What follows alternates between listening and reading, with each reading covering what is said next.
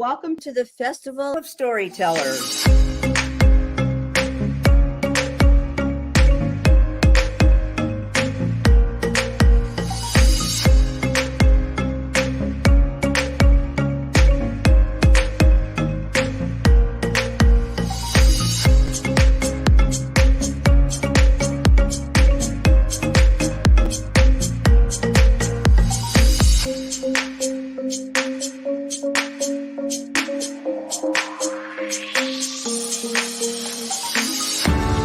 I can't tell you how excited I am to be on right now. It's been a couple of weeks of excitement, getting prepared, and I've done a lot of things in my life, but this has got to be close to the top. Thank you, and ReadersMagnet, and thank you, John, for putting this forth and taking the chance on us authors in presenting this out to the world. I've enjoyed this immensely, Joanne. Ellie, so have I. Thank you for who you are, and thank you, ReadersMagnet. You all are beautiful, and you've worked so very hard, and we are blessed. We are. I thank everybody that's involved with this process, because we know writers need readers and writers need publishers. We thank ReadersMagnet and everybody that's involved. I love ReadersMagnet. They say, we share your stories with the world.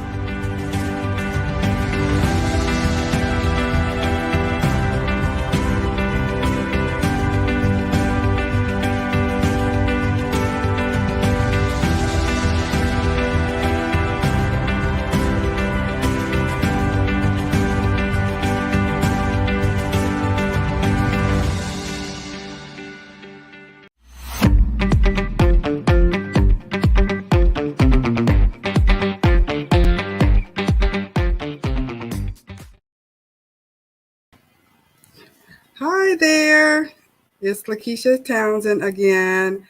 This is my last live. This has been awesome. Thank you to ReadersMagnet and Festival of Storytellers. This has been a great 2 weeks. It's been awesome. And having the interactive action with the audience has been awesome. All right, again, my book is Your Wealth Lives Within. All right, how to use your most powerful wealth building tool to secure your future.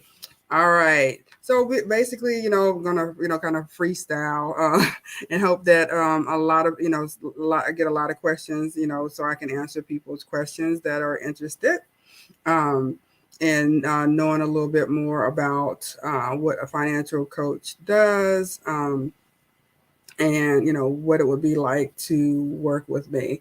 So basically, a financial coach isn't a financial advisor, investment broker, or anything like that. A financial coach, I always like to equate it to like your workout coach or your basketball coach. We, help you set up a plan, and then you go and execute it. We are not doing the work for you.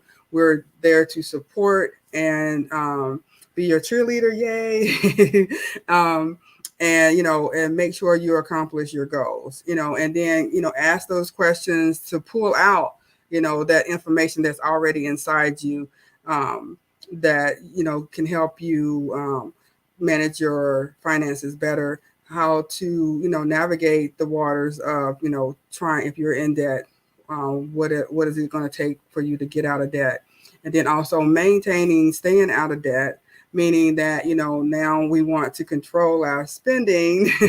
And that's what the budget is for. I mean, I know a lot of people do not like budgets, but actually budgets are designed to help you spend, because if you know where all your money is going, then you know where you can spend it, right? So that's why you just don't want to have, because most people, I've known people who have spent their paycheck before they even reached their bank account. I mean, so that's how, out of sync they are with their money. Their money is running them instead of them running their money. And so you don't want to be like that. Hi, Linda McCurry. Hi. I'm on, I thought I'd go on Facebook as well for my last one to let everybody know about, Readers Magnet and the Festival of Storytellers. All right, Michael, he says, what's your inspiration with your outfit today? Well, as you can see, if you can see that, that says March. That's when I was born. So this is my March shirt, and it says a lot of stuff. It says Holly, extra tough, bold, in sync. And I'm reading this upside down, y'all. We'll keep it real. Yes, I will keep it real with you. Yes, definitely.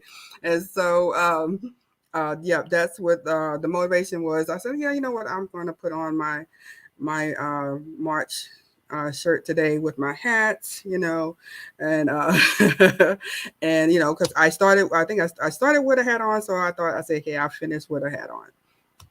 So yes, so again, like I was saying, that having a budget will help you to be able to spend. So your goal with your finances is to have a fully funded emergency fund. And that's so if emergency 39 and holding, that is so you will have security, so when those emergencies come up, actually they'll end up just being inconvenience and not something that you have to stress out about, because you have the money there. And then after you do that, now you want to start, building wealth. This is where you're now going to invest, 15% of your annual income, into investments, mutual funds, definitely, your 401ks. If they have a Roth 401, you definitely want a Roth RRA. You want to get all those things established to make sure that you're going to have the money to retire. So the thing about it is, it's not about the age. As we all know, it's about the money, because you may have the age, but you may not have the money to retire. So that's another reason why a lot of people are working longer. And then insurance, health insurance. Oh my goodness, that's another reason why people stay working, because once you retire, the insurance plans change. The premiums go up, and it makes it hard to be able to not stop working, because the premiums are so crazy. And you would think once you got older, you would think that the premiums would go down, because you are older, but there it's all about the money. And so they consider people, once they get older in age, higher risk. So that's why the premiums are higher. So so you have to take all those things into consideration. So that's why I try to tell young people, as I'm trying to reach young people. I would love to be able to have programs in school about finances, other than what they do, because they don't really get a lot of that in school, even in in college, really. And so to have something that's specifically finance based on like budgeting, the basic stuff, to get them started before they get out of high school. Because when you're in high school, you're relying on mom and dad, and you just think they're gonna take care of it, and so now like both my sons are they have their own apartment, and they seeing now they got to take care of stuff. They got to be responsible. Adulting isn't easy. It's not for punks. so yeah, it's hard. And so, but you need the tools to, be able to know that you can handle it, because you can get swallowed up easy. Jacob 778 says, what can you suggest for people who like to spend money to avoid the trap of capitalism? What I would say is that you not to get into impulse buying. Just because somebody else has it or it's the latest thing, that doesn't mean you have to go out and have it. That don't mean you have to have it. So you want to get out of that trap of okay, I gotta keep up with the Joneses, or be like the person on Instagram or Facebook or whatever. You have to remember, this is about your future, and you want to have one. So because as long as you're in debt, your future is held hostage. All right. And so remember, the Bible says, the lender is the borrower's slave to the lender. So you're a slave to that debt until you can get out of debt. And so you want to be the one, you want to be a blessing, and you want to be able to give. So the whole goal is to be, where you can, take care of yourself and then also bless other people, because that's what the Bible said. You're blessed to be a blessing. That's why the Bible talks a lot about finances. A lot of people kind of, you don't really think it does, but it does. The word is based on us being stewards, over our money, steward over our prayer life, steward over our work life, steward over everything. There's a stewardship, that is designed for our lives. And so, once we understand that, when it comes to finances, then we will be better off. We can do a lot more for others, and that's what we're here for, to be, to bless others. And if you think about it, anytime that you have done something for someone else, how did you feel? It just warmed your heart. You just felt like, you were on top of the world because you were able to do that for someone. Wouldn't it be awesome to be able to, see someone who, didn't even have food to eat, and you could go out and buy, them some groceries, and it not even affect you, not even affect any of your household money at all. And so, that's where, God has designed for us to live. He said we're supposed to be fruitful and multiply. That's not only in having kids, but to be able to give to others, and support your immediate family, your church family, and your community.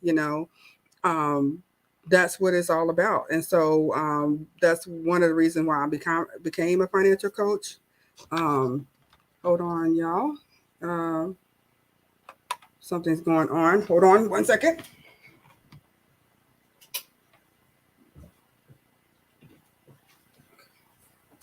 There we go. I was having a little connection issue. I didn't want to lose y'all. How do you get the motivation to write the book?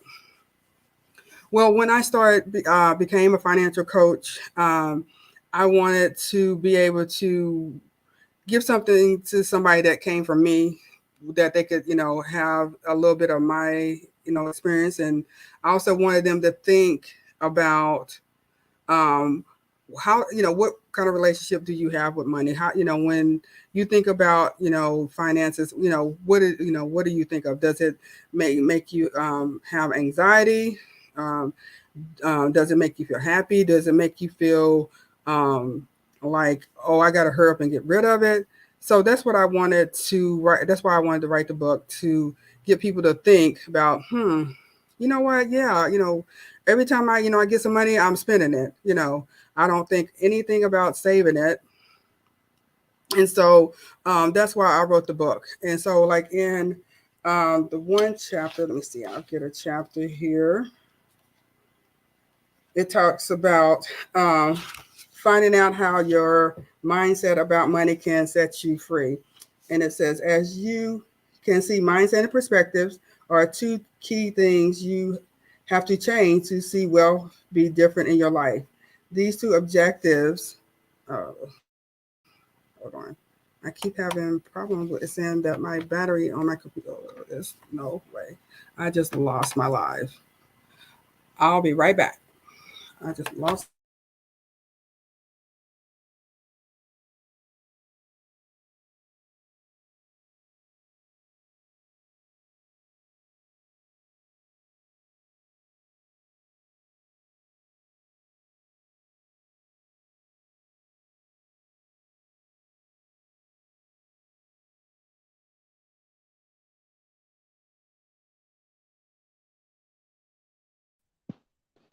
Sorry, y'all. I my computer just started acting up.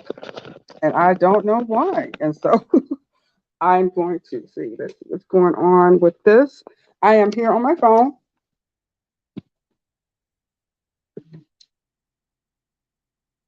All right.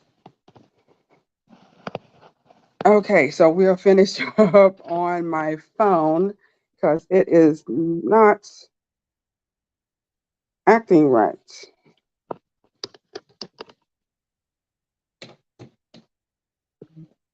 Okay. All right. So, as I was saying, um, that's why you want to, have control over your finances. Um, I don't know if I will be able to see anybody say anything. So hopefully oh, there goes somebody. Good, thank you. Uh, which would you recommend, save and invest at the same time, or save then invest? You want to, if you're, if this is your, part of your income from a job, you have an opportunity to also, invest as you save. Because most of the time they have a plan set up for you where you can establish investing, especially like your 401k, that's what's going on is investing. But I do want you to definitely save first because you want to be able to have that income. So if something happens, like if you, lose the job, or if you, get sick where you're going to be off work, for an extended period of time, and you don't have like the sick time or vacation time to cover it while you're going to be off, you can have that money to live off of, while you're down. So that's why it's important to get that, 3 to 6 months or even longer of emergency fund established. So that way that, like when those, things happen in life, it will always happen, something will always come up, and you want to be, prepared for it. Okay. And so that's why it's important to definitely save. Okay. I mean, if anything showed us that when we had this pandemic, that showed us, because a lot of people, you know, lost jobs, and a lot of people, losing housing, couldn't buy food. We couldn't even find food, half the time. And so that is why it's so important to have that money saved. So that way you have a nest egg, as they call it. That's what one of the words they call it is nest egg. So that you won't feel stressed out, because money is one of the biggest stressors in our lives.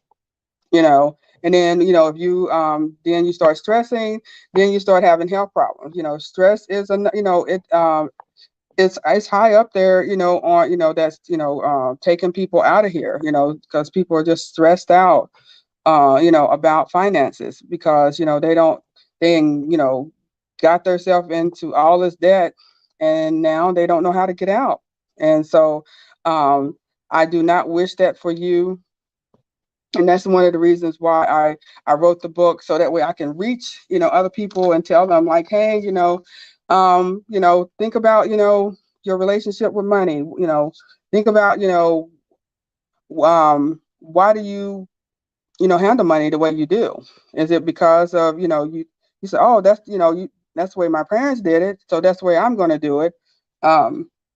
Or they didn't do it, so I'm just doing whatever I know. I mean, because I don't know what to do, so I'm just winging it. I'm just living life. And if I have money, I have money. If I don't, I don't have money. And there are a lot of people who go through life thinking like that. And so, and then when things are upside down, then that's when all the stress comes and they don't know what to do. And so that's why having a financial coach will help you get you on the right track. And that's what financial coaches do. We help you deep dig within yourself, to get up out of it. As a financial coach, this is Michael. Thank you for asking another question, Mike. What advice you think is applicable to all age group? For all age group is to start with your budget, knowing where your money is, laying it all on the table. It says in Hosea 4:6, my people are destroyed for lack of knowledge. Well, if you don't know where where all your money's going or need to go, then you're gonna always end up in bad situations. So don't be afraid to put it out, put it down there so you can put it on paper so you can see it, because that way you know what you got, you know what you got to do.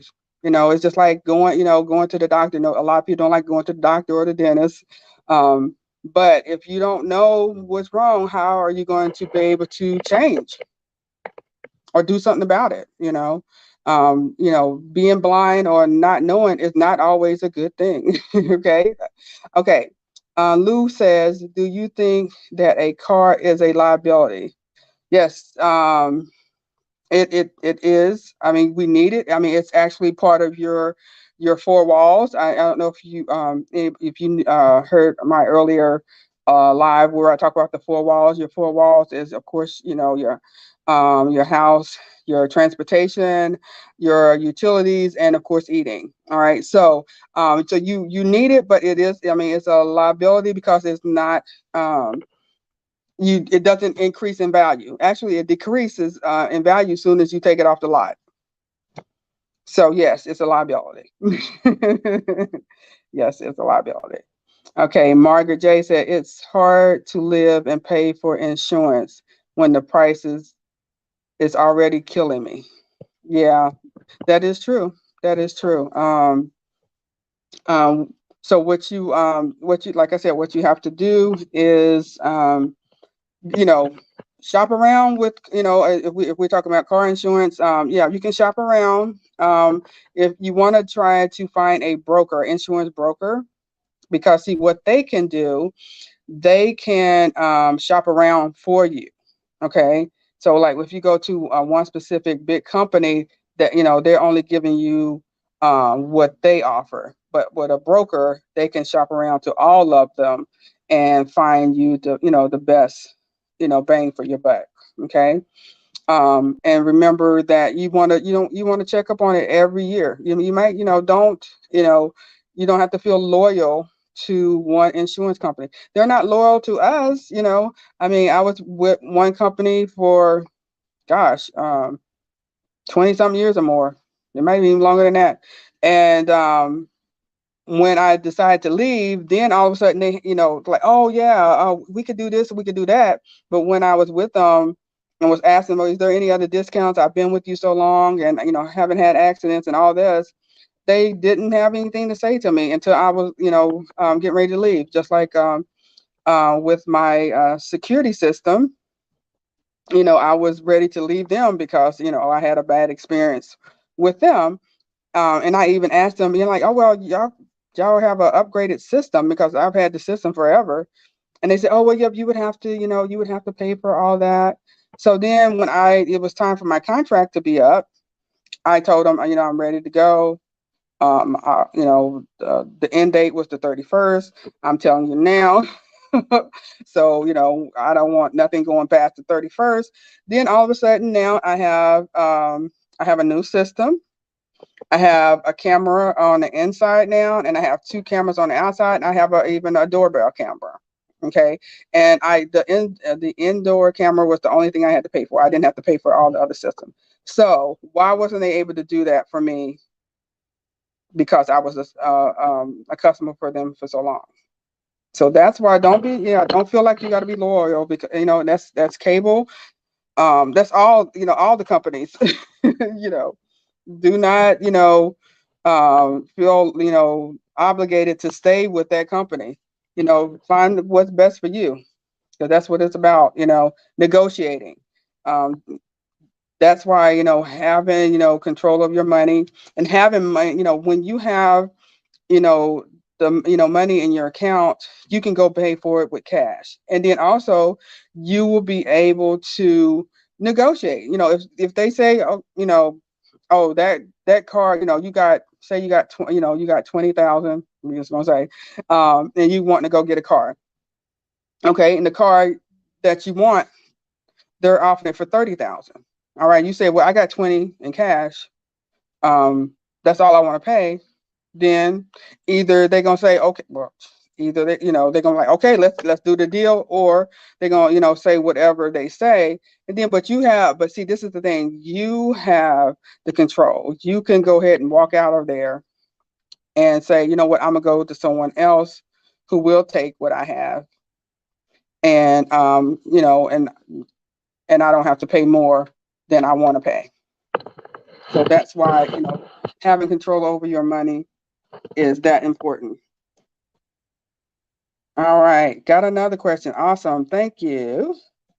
Okay, it says, Chris says, loyalty ain't paying my bills, right? Go shop. Yep, that's right, Chris. That is right. Loyalty is not paying your bills. So shop around. Yes, that is it. Liza says, education is power. Thank you very much for this. Oh, you're welcome. Yes, it is. Knowledge is powerful. They can't, they're not, when you gain knowledge, they can't take it away from you. So that's why I definitely wanted to, write this book, because, there's a lot of people, especially young people out there now, need to know this, because this is when, when you're in your 20s, this is when it's your prime opportunity to start, getting your finances in order. Because if you start, the sooner you start, the more you can secure your wealth in the long run. So that's why, if you're, in your 20s, this is your opportunity. Take advantage of it. All right. I'm Godnip. I'm sorry if I misspelled that or mispronounced that. Sorry. I read your book and I love. Awesome. Great. If you got it on Amazon, please leave a review. Please leave a review. Please leave a review. I really would appreciate it. Thank you. Do you have a website where we can see more about you and your book? I do have a website. It's ttpcoachingservices.com. I'm actually having it updated to put the book up there now. But yes, I do have a website. Thank you for asking. Okay, Jay McCullum says, as they money is the root. Yeah. No, it's not money is the root of all, it's the love of money. Because money is answered in all things. That's Bible. But yeah, no, it's the love of money. Yeah, money is not evil unless you use it in evil ways. Money is actually makes the world go round. So yeah, it's the love of money. Yeah, money is not evil. Okay, so hopefully I changed your thinking on that. All right, Michael again says that. What's your take on the 50, 30, and 20 rule in budgeting? I think that they have all kinds of rules. Whichever works best for you is good, as long as you're like I said, in there, your savings is the key. That's what you're trying to get to, is having a secure lump sum of savings. And debt, you want to keep it at the lowest. Okay, and then once you do that, then that's when you get more free. Actually, that's when you get more freedom to invest. All right, because you don't want to try and invest while you're in a lot of debt, because in the end you're going to end up having to use that money to pay for your debt. All right, y'all. So time is winding down. Oh my goodness, this has been so fun. This has been so awesome. Thank you again, Readers Magnet and Festival of Storytellers. This has been wonderful. I just love the experience, and hopefully next year I'll be able to get to do it again. I hope that the information was helpful. Please go get the book. It's on Amazon. You will be able to, go to my website here in a little bit to, go, purchase it there as well. So from me, Luckisha Townsend, your wealth lives within. Love you. Take care. Get the knowledge. Bye.